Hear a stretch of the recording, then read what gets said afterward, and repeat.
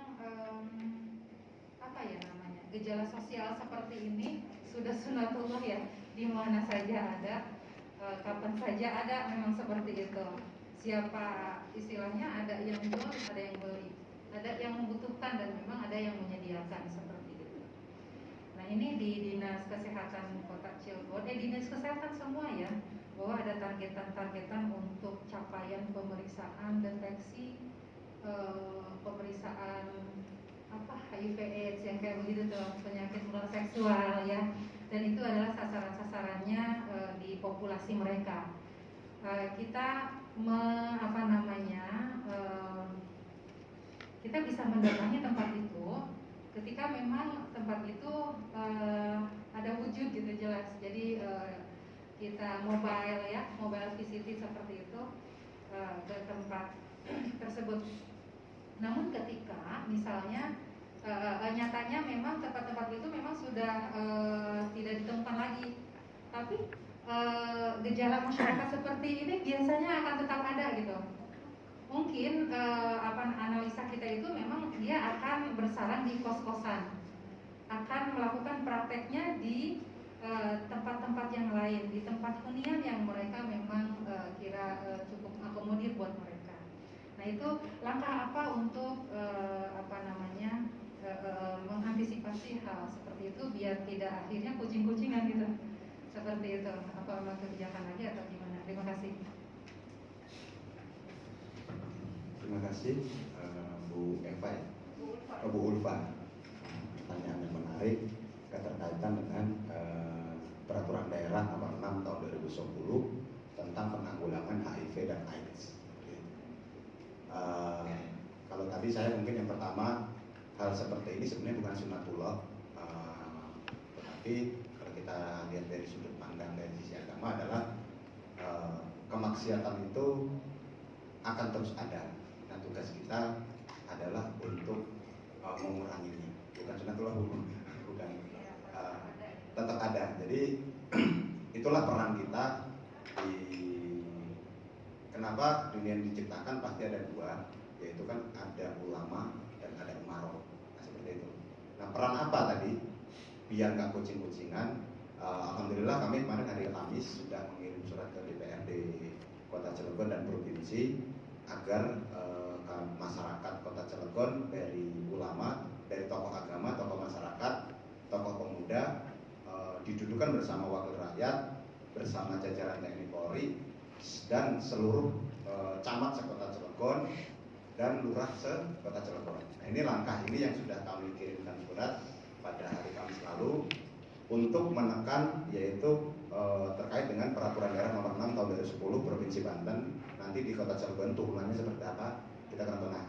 Kenapa Gebrak selalu menggunakan Perda? Karena Gebrak ini kan sebanten seperti itu. Jadi kita gunakan Perda Nomor 6 Tahun 2010. Resiko perdagangan orang yang terbesar itu apa? Yaitu memang betul sekali, yaitu HIV.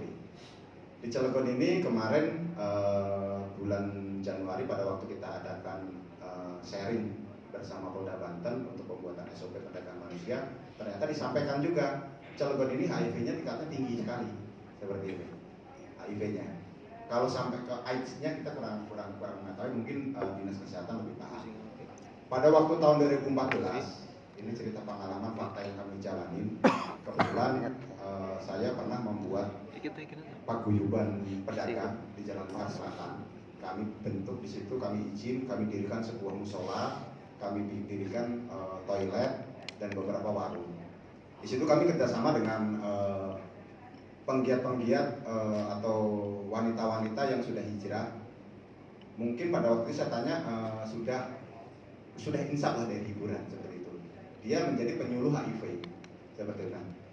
Peran aktif masyarakat, kalau kita melihat di Perda Nomor 3 Tahun 2018 itu kan peran kita ada terkait dengan ketertiban keamanan masyarakat. Nah di sini Perda selalu berbunyi peran aktif masyarakat. Nah masyarakat sudah aktif nih, untuk menekan hal seperti itu adalah peran aktif dari pemerintah daerah seperti itu. Jadi kegiatan-kegiatan seperti ini, sharing-sharing seperti ini sangat luar biasa.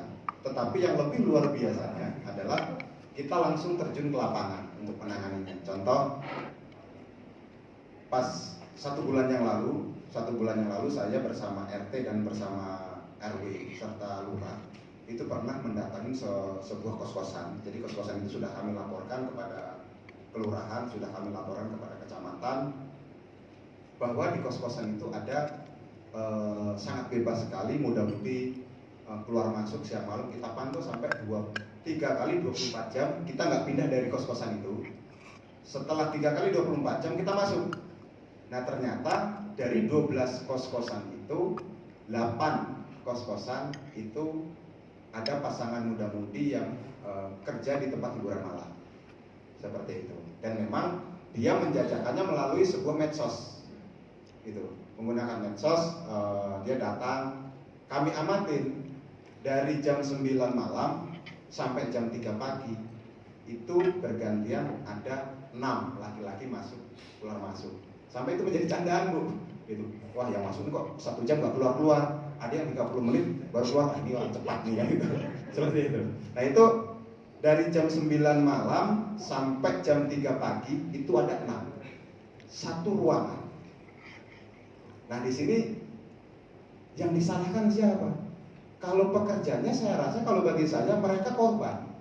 Korban apa? Korban kebijakan. Kerja susah. Nah akhirnya kalau itu dibiarkan, nanti kita akan timbul stigma. Stigma kita akhirnya, emang nggak takut dosa atau nggak takut apa? Mereka sudah nyaman. Orang kalau sudah nyaman itu sulit. Kayak contoh saya sudah nyaman di gebrak, kerjaan saya tinggalkan. Seperti itu. Saya sudah nyaman untuk bersosialisasi. Itu saya berani meninggalkan pekerjaan pada waktu itu. Saya cuti, saya usahakan bahwa sosial masyarakat itu lebih penting. Seperti itu. Jadi caranya adalah menindak yang punya kos-kosan. Contoh, tiba-tiba melalui RT, melalui surat wali kota atau dinas datang pasang pelang. Kalau setelah dipasang pelang, besok masyarakat menemukan lagi 1 kali tegur, 2 kali tegur, 3 kali segel. Seperti itu. Toh rata-rata yang punya kontrakan atau punya bedeng di kota Cilegon 80% bukan orang Cilegon. Kita bisa cek. Rata-rata yang bedengnya orang kota Cilegon itu rata-rata tidak ada yang seperti itu. Nah, ada juga loh orang Cilegon dia ikut-ikutan. Kenapa? Akhirnya, wah bedengnya Haji Ono didiemin seperti itu. Kenapa bedeng saya nah seperti itu.